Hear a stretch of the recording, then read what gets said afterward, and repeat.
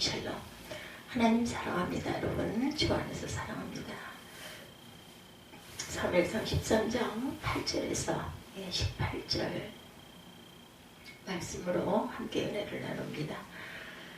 사울은 사무엘이 정한 기한대로 이래 동안을 기다렸으나 사무엘이 길갈에 오지 아니하매 백성이 사울에게 흩어지는지라. 사울이 이르되 번제와 화목제물을 이리로 가져오라 하여 번제를 드렸더니 번제 드리기를 마치자 사무엘이 온지라. 사울이 나아가 맞으며 문안하매 사무엘이 이르되 왕이 행하신 것은 무엇이냐 하니 사울이 이르되 백성은 내게서 흩어지고 당신은 정한 날에 오지 아니하고 블레셋 사람은 믹마스에 모였음을 내가 보았으므로 이에 내가 이르기를 블레셋 사람들이 나를 치러 길갈로 내려오겠거늘 내가 야훼께 은혜를 간구하지 못하였다고 부득이하여 번제를 드렸나이다 하니라. 사무엘이 사울에게 이르되 왕이 망령 때에 행하였도다. 왕이 하나님 야훼께서 왕에게 내리신 명령을 지키지 아니하였도다. 그리하였더라면 야훼께서 이스라엘을 위해 왕의 나라를 영원히 세우셨을 것이거늘 지금은 왕의 나라가 길지 못할 것이라. 야훼께서 왕에게 명령하신 바를 왕이 지키지 아니하였으므로 그의 마음에 맞는 사람을 구하여 그를 그의 백성의 지도자로 삼으셨느니라 하고 사무엘이 일어나 길갈에서 떠나 베냐민 기브아로 돌아가니라. 사울이 자기와 함께한 백성의 수를 세어보니 600명 가량이라. 사울과 그의 아들 요나단과 그들과 함께한 백성은 베냐민 게바에 있고 블레셋 사람들은 믹마스에 진쳤더니 노략군들이 세대로 블레셋 사람들의 진영에서 나와 한 대는 오라길을 따라 수알 땅에 이르렀고 한 대는 베드론 길로 행하였고 한 대는 광야 쪽으로 스보임 골짜기에 내려다 보이는 지역길로 향하였더라. 이 내용입니다. 그 순종하지 아니함으로 버림받는 사울의 이야기죠. 포스트 모더니즘 시대의 특징은 모든 것이 상대적이어서 절대라는 말이 통하지를 않는다고 그러죠. 이는 신앙생활에서도 마찬가지입니다. 근데 교회 안에 여전히 무조건 순종하라고 말씀들을 하셔요. 좋은 믿음이라고 생각을 하죠. 여러분은 어떠십니까? 무엇을 어떻게 순종하라는 것인지, 어디까지 순종해야 하는지 알고 말하는 이들이 많지 않은데 순종이 어려워지고 부담스러워집니다. 게다가 무조건 순종을 강조할수록 신앙과 삶이 이분화되고 사이비 이단이 난무하고 심지어 교회가 사회로부터 지탄받는 일들이 일어나고 있죠. 그렇다면 정말 순종은 어려운 것일까? 하나님을 믿는 이들에게 무조건 순종의 말씀을 할 수 있을까? 내 아들아 들으라, 내 말을 받으라. 그리하면 내 생명에 해가 길리라. 잠언 4장이죠. 성경에 순종보다 하나님 말씀을 들으라는 말이 더 많이 나옵니다. 순종이 제사보다 낫다 이렇게 말씀하죠. 따라서 무조건 순종하라고 말하기 전에 먼저 하나님께서 말씀하시는 내용이 무엇인지를 우리가 묵상해야 합니다. 하나님께서 무엇 때문에 순종을 요구하시는지 그 뜻을 헤아리는 것, 깨닫는 것, 이해하는 것이 필요하죠. 그럼 하나님의 말씀에 순종하는 것은 그렇게 어렵지 않습니다. 믿어지십니까? 네. 오늘 말씀을 통해 하나님께 순종하는 것이 무엇을 의미하는지 하나님 말씀 앞에는 절대 순종밖에 없는 이유를 깨닫고 믿고 또한 실천하는 저와 여러분이 되기를 주님의 이름으로 축복합니다. 어떤 순종이 우리가 할 수 있는 순종일까? 첫째, 사울을 왕으로 삼은 이유가 있었어요. 사울은 이스라엘 왕의 간절히 바라던 때 하나님께서 지명하여 갑자기 왕에 오른 인물이죠. 성경에 하나님께서 사울의 어떤 점을 보고 선택하셨는지 설명하는 내용이 없습니다.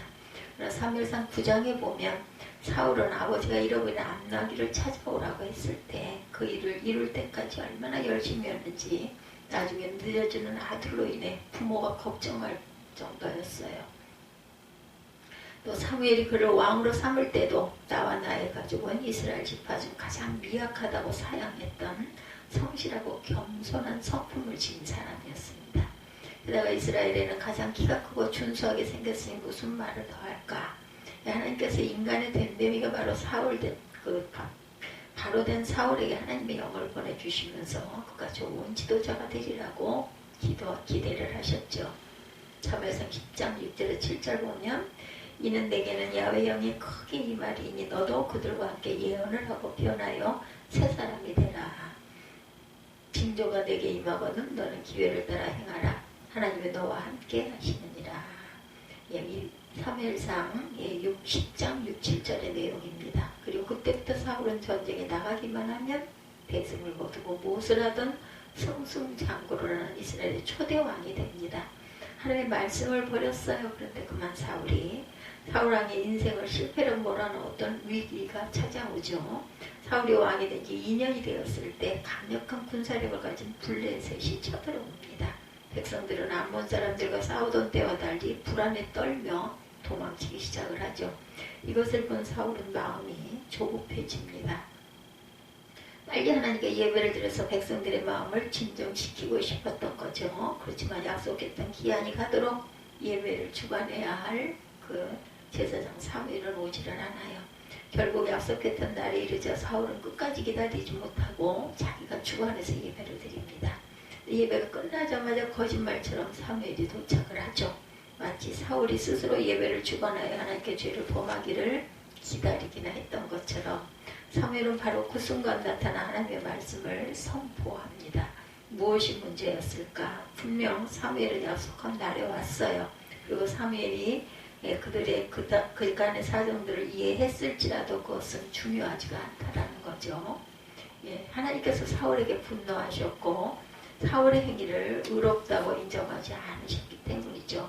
사울의 관심은 하나님의 뜻보다 백성들의 마음을 안정시켜서 위기의 상황에서 벗어나고자 그래서 전쟁에서 승리하는 데만 있었다라는 것.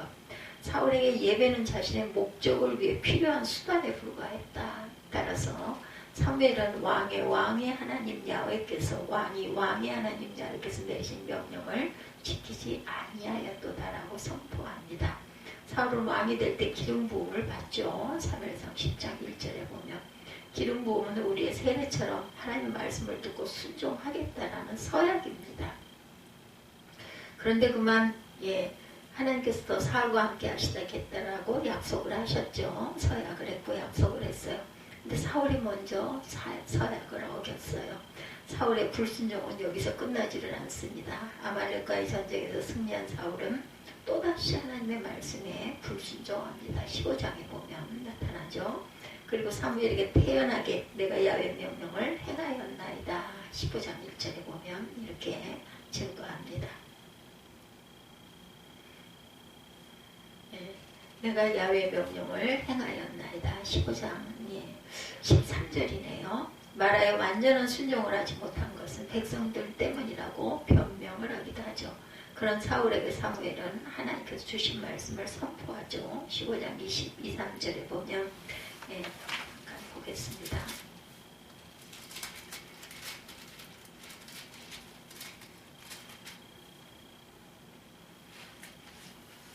사무엘이 이르되 야훼께서 번제와 다른 제사를 그의 목소리를 청종하는 것을 좋아하신 같이 좋아하시겠나이까.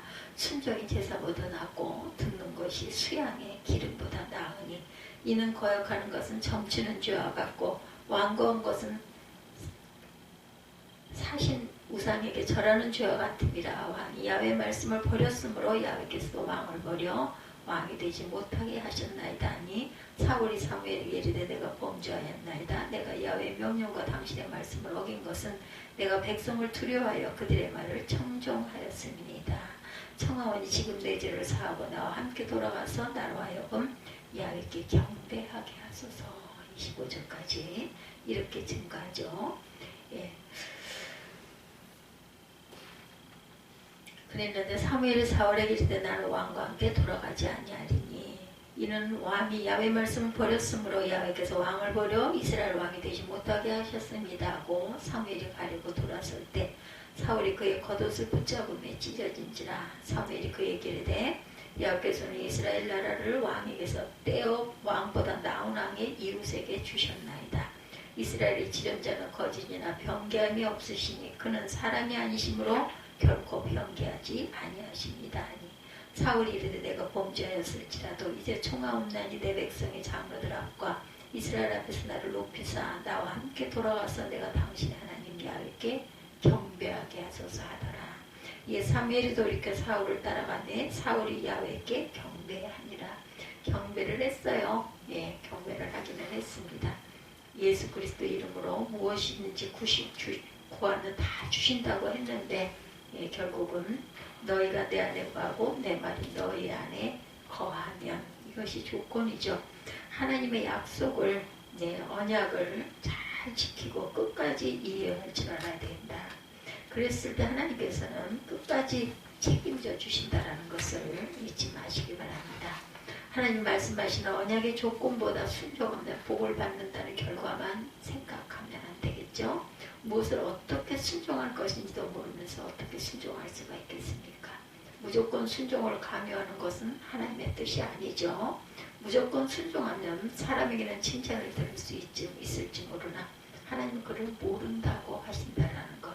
무조건 순종은 성도들을 맹종하는 이들로 만들고 기독교를 맹종하는 종교로 만들 뿐이라는 것. 하나님께서 우리에게 바라시는 것은 우리의 아버지가 되시고 우리는 그의 자녀가 되는 흔들림 없는 신뢰 관계입니다. 하나님의 말씀에 순종한다는 것은 곧 하나님을 완전히 신뢰하는 것이고 하나님을 하나님 되게 하는 일. 반면에 불순종은 하나님의 약속을 믿지 못하는 것이고 하나님을 거부하는 것이라는 것. 백성이 흩어지는 것도 전쟁에 패하는 것도 문제가 되지 않습니다. 하나님의 약속을 믿고 순종하면 결과는 하나님께서 책임져 주신다. 사울은 결과에만 집착하다가 생사 화복을 주관하시는 하나님을 이렇게 잃어버리고 말았어요. 결과에 집착하는 것은 자기 중심적 신분의 특징 중 하나입니다. 자기 중심적인 신앙은 하나님도 그분의 약속도 온전히 신뢰할 수가 없죠. 오늘 말씀에서 우리가 들어야 할 두 가지 기본. 첫째, 말씀을 선포하는 자들은 두렵고 떨리는 마음으로 정확하게 선포해야 하고, 말씀을 듣는 성도는 선포된 말씀을 바르게 이해할 줄 알아야 되고 순종해야 된다. 바르게 이해해야 순종할 수가 있죠. 하나님 말씀에 순종하는 것은 하나님을 하나님 되게 하는 행위이죠. 하나님을 인생의 최고 가치로 인정하는 것이다. 그래서 무조건 순종이 아니라 전적인 순종이 가장 아름다운 신앙의 모습입니다. 아무거나 무조건 순종한다고 말하지 말고 그렇게 행동하면 미신에 가깝다라는 것. 하나님이 어떤 분인가를 알기 위해 힘써야 되겠다. 아는 만큼 하나님을 신뢰할 수 있다라는 거죠. 하나님이 우리에게 말씀하신 내용이 무엇인지, 왜 그처럼 순종을 요구하시는지 뜻을 분명하게 이해하십시다. 우리를 향한 하나님의 뜻은 분명하세요. 너희를 향한 내 생각은 내가 아니라 평안이요, 나의 생각을 내가 하나니 평안이요 재앙이 아니니라. 너희에게 미래와 희망을 주는 것이니라. 너희가 내게 부르짖으며 내게 와서 기도하면 내가 너희의 기도를 들을 것이요, 너희가 온 마음으로 나를 구하면 나를 찾을 것이요 나를 만나리라. 예레미야 29장 11절에서 13절입니다. 하나님을 하나님으로 믿고 섬기며 인생의 최고 가치로 인정하시는 저와 여러분이 되시기를. 그러할 때 하나님께서 언제나 우리와 함께 동행하신다는 것을 잊지 않는 저와 여러분이 되시기를 주님의 이름으로 축복합니다. 기도하시겠습니다.